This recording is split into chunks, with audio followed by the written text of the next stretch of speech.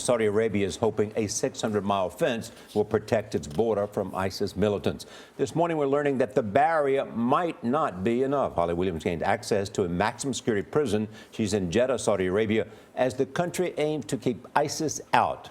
Holly, good morning.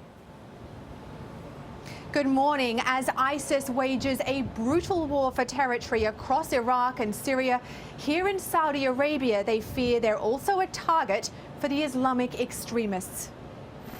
Across the sands of the Arabian desert, Saudi Arabia has built a fence to protect itself from ISIS. It's 600 miles long and it's equipped with radar and infrared cameras. On the other side is Iraq, where ISIS is killing, raping and kidnapping civilians. This is an impressive border fence, but it may not be enough to keep ISIS out of Saudi Arabia, because hundreds of young Saudi men are fighting with ISIS in Iraq and Syria. Like this Saudi man who starred in an ISIS propaganda video preparing to become a suicide bomber,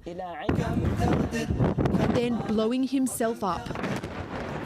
The Saudi Arabian authorities allowed us to visit this maximum security prison where they incarcerate convicted terrorists. Some of them is coming back from Syria, some from Iraq.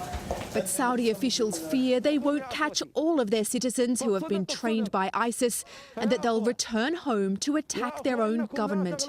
General Mansour al-Turki told us ISIS poses a bigger threat than al-Qaeda ever did. It is more organized and therefore it's more dangerous. They do plan and they do try to control those people who work on their behalf. Saudi officials say they've arrested more than 150 ISIS operatives here in Saudi Arabia over the last year. But they also told us that more than 20 Saudi citizens are going to Syria to fight every month. Nora? Wow, Holly, incredible reporting. Thank you so much. And tonight on the CBS Evening News with Scott Pelley, Holly visits a center where the Saudi government tries to reform terrorists. She's going to talk with a former al-Qaeda member and will show us why rehabilitation does not always work. You're right, Nora. Incredible reporting she's doing. Look forward to tonight.